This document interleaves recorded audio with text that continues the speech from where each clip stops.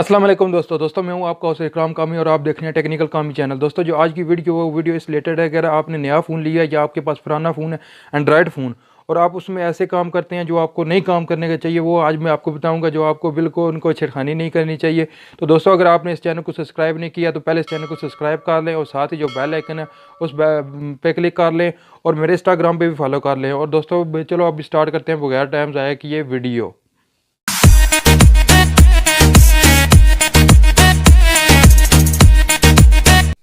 तो दोस्तों सबसे पहले मैं आपको एक जो बताने वाला हूँ, आप अगर नया फ़ोन लेना जा रहे हैं या आपने पहले फ़ोन लिया हुआ है और आप ये कोशिश करते हैं कि जो एप्लीकेशन आप प्ले स्टोर से डाउनलोड करने के बजाय आप गूगल से या किसी वेबसाइट से एप्लीकेशन डाउनलोड करते हैं, वो आपको बहुत ज़्यादा नुकसान दे सकती हैं। इतना यार प्ले स्टोर में 2 मिलियन से ज़्यादा एप्लीकेशन है, उधर से इंस्टॉल करें क्योंकि वो गूगल ने उन्हें इम्प्रूव किया होता है। जो वेबसाइट वगैरह से आप सर्च करके उन एप्लीकेशन को जो आप डाउनलोड करते हैं अपने फ़ोन में इंस्टॉल करते हैं, वो आपको नुकसान दे सकती हैं। नुकसान ऐसे दे सकती हैं कि अगर आप उनको जो है इंस्टॉल कर लेते हैं, वो एप्लीकेशन आपको जो है डाटा भी से जो है चोरी कर सकती हैं और आपके लोकेशन आपके नंबर वगैरह भी वो चोरी कर सकती हैं। तो अब कोशिश यही करें कि आप जो है प्ले स्टोर से अपनी जो भी एप्लीकेशन जो डाउनलोड करना चाहते हैं वो प्ले स्टोर से डाउनलोड करें। तो दोस्तों नेक्स्ट जो मैं बताने वाला हूँ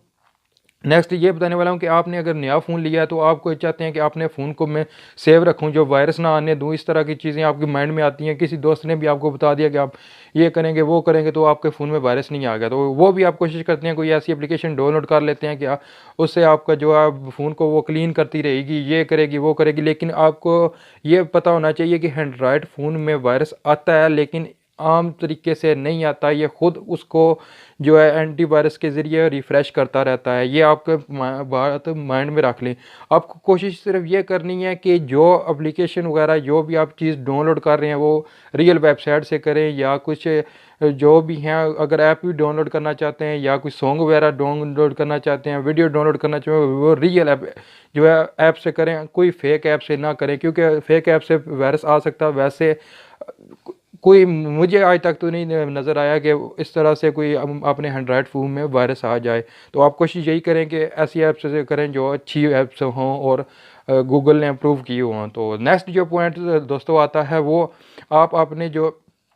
चेक करते होंगे जो एंड्रॉयड फ़ोन में वो रिसेंट में चेक करते हैं कि कौन सी एप्लीकेशन जो मेरे बैक में ऑन है या ऑफ़ हैं, वो उनको आपको किल करना कुछ चाहते हैं। जैसे कि आप एक एंड्रॉयड के साइड पे एक ऑप्शन आता है जो आपकी एप्लीकेशन को डायरेक्ट स्क्रीन पे ले आता है, उधर आप चेक करते हैं कि मेरी कौन सी एप्लीकेशन है, उनको आप किल करते रहते हैं। फॉर एग्जांपल इधर उधर आप उन्हें करते रहते हैं, उनको ख़त्म करने की कोशिश करते हैं। दोस्तों मैं आपको ये आज बताऊँ कि उनको ख़त्म ना करें, क्योंकि उनको ख़त्म करने से आप जब भी दोबारा उनको ओपन करेंगे तो वो दोबारा से आपके फ़ोन को लोड डालेंगी और स्टार्ट जो है वो स्टार्ट होना शुरू हो जाएंगी। तो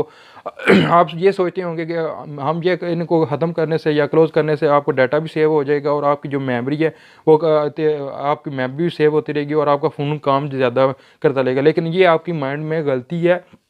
क्योंकि जब भी आप उसको दोबारा ऐप को या एप्लीकेशन को ओपन करेंगे तो वो दोबारा 0 पॉइंट से स्टार्ट होगी, तो वो लोड ज़्यादा लेगी, आपकी बैटरी को भी नुकसान होगा। तो ये भी आप दोस्तों ख्याल रखें कि उनको क्लोज़ ना करें। एंड्रॉयड फ़ोन में ये एक ऑप्शन है कि वो खुद ब खुद चेक करता रहता है कि अगर आपने उस एप्लीकेशन को एक दिन जो है दोबारा ओपन नहीं किया तो वो खुद ब खुद उसको ऑफ़ कर देगी, आपको ऑफ़ करने की या क्लोज़ करने की ज़रूरत नहीं। तो दोस्तों जो नेक्स्ट पॉइंट आता है वो होता है आप को नेट पे या यूट्यूब पे ऐसी वीडियो मिलती रहेगी कि बैटरी को जो आप ज़्यादा सेव कर सकते हैं और बैटरी को फास्ट चार्ज कर सकते हैं। मैंने आज तक कोई ऐसी एप्लीकेशन नहीं देखी जो आपके फ़ोन को बैटरी ज़्यादा चार्ज करे। वो सिर्फ यही है कि चार्जर का कमाल होता है या आपके फ़ोन का कमाल होता है। ये ऐसी कोई एप्लीकेशन नहीं है जो आपके फ़ोन को जल्दी चार्ज कर दे और आपकी जो बैटरी को ज़्यादातर टाइम में वो सेव रखे। ये कोई ऐसा तरीका नहीं है, वो फ़ोन पे डिपेंड करता है और चार्जर पे डिपेंड करता है, कोई एप्लीकेशन नहीं है। क्योंकि यूट्यूब पे काफ़ी जो मेरी तरह क्रिएटर हैं अपनी वीडियो को अपलोड फेमस करने के लिए वो करते रहते हैं, लेकिन मुझे वो वीडियो अच्छी नहीं लगती। तो आपको भी मैं बता दूँ कि वो ऐसा कोई एप्लीकेशन ना डाउनलोड करें, वो बाकायदा आपकी जो परमिशन मांगती रहती हैं कि आप इनको भी ओपन कर लें, इनको भी ओपन कर लें। फॉर एग्जांपल आपकी वो डाटा का ऑप्शन मांग लें तो आपकी जितनी गैलरी होगी वो आपके वो